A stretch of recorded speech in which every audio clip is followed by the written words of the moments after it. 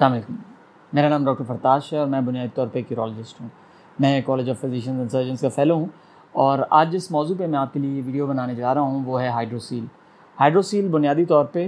खस्सियों में या कपूरों में पानी भर जाने को कहते हैं। ये पैदाइश पे भी हो सकता है, पैदाइश के बाद भी हो सकता है और बड़े होके भी हो सकता है। पैदाइश से पहले हर लड़के के जो खसिये हैं वो उसके पेट में होते हैं और आहिस्ता आहिस्ता जो डिलीवरी का या जो पैदाइश का वक्त करीब आता है तो वो खसिये पेट से निकल के आपकी जो नीचे थैलियाँ होती हैं वहाँ पे जाके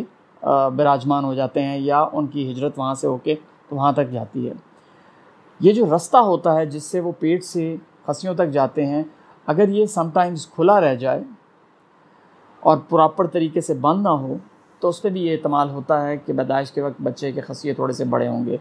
जो आगे चल के 1-2 साल में अगर वो रास्ता बंद हो जाए तो पानी भी आहिस्ता आहिस्ता कम होना शुरू हो जाता है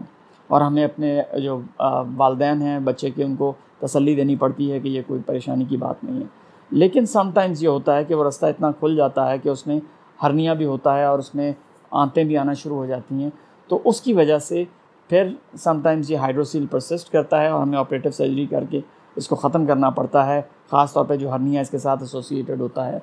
उसको। इसी तरीके से समटाइम्स ये होता है कि रास्ता तो बंद हो जाता है लेकिन उसमें पानी हल्का हल्का सा रिश्ता रहता है, लेकिन वो बहुत छोटा किस्म का या छोटे साइज़ का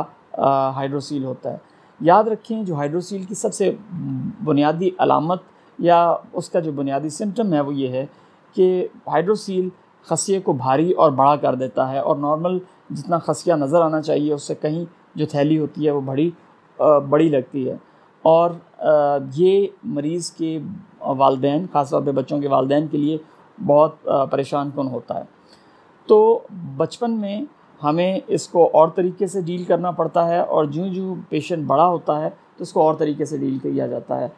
आम तौर पे हमारे पास जो एडल्ट के या जो बड़ी उम्र के मरीज़ आते हैं जिनको हाइड्रोसील होता है तो मेरी हिस्ट्री में ये ज़रूर पूछा जाता है कि आपको कोई चोट लगी है या आपको खसिये का कोई इन्फेक्शन हुआ है, क्योंकि ये 2 रीज़न्स बहुत प्रोमिनेंट हैं जिसकी वजह से आमतौर पे हाइड्रोसील होता है। हाइड्रोसील पानी का खसिये के गिर्द जमा हो जाने का मतलब ये है कि अब मरीज़ को चलते फिरते दुश्वारी होगी और उसको ये महसूस होगा कि उसने बहुत वज़नी कोई चीज़ उठाई हुई है जब वो चल फिर रहेगा और उसकी डेली एक्टिविटीज़ में प्रॉब्लम होगा। ये ज़रूरी नहीं है कि हाइड्रोसील के साथ आपको दर्द हो, और ये भी जानना ज़रूरी है कि हाइड्रोसील के साथ आम तौर पे बांझपन एसोसिएटेड नहीं होता, ना इसके साथ मर्दाना कमज़ोरी होती है।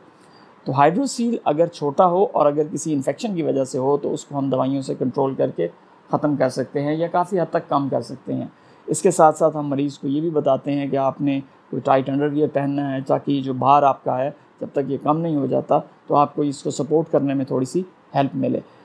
अगर हाइड्रोसील बड़ा हो और वो कम ना हो रहा हो और उसके पीछे कोई ऐसी रीज़न ना हो जिसको हम रिवर्स कर सकें, फॉर इंस्टेंस अगर उसमें इन्फेक्शन या चोट का एलिमेंट नहीं है, या समटाइम्स ऐसे होता है कि चोट लगी वो ठीक हो गई लेकिन हाइड्रोसील अभी भी बरकरार है या समटाइम्स बढ़ रही है, तो फिर हमें उसको ऑपरेशन करके ख़त्म करना पड़ता है। ये एक छोटा सा ऑपरेशन है जो हम करके उसी दिन पेशेंट को घर भेज देते हैं और वो आहिस्ता आहिस्ता ठीक होता रहता है।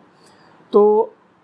आपको हाइड्रोसील के बारे में बताने का मकसद आज ये था ताकि आप में शऊर पैदा हो और आपको ये पता चले कि ये कोई बहुत ज़्यादा डेंजरस कंडीशन नहीं है और ये किसी बांझपन या मर्दाना कमज़ोरी के साथ एसोसिएटेड नहीं है और आम तौर पे इसका बड़ा अच्छा और देर पा इलाज किया जा सकता है। आपका बहुत बहुत शुक्रिया।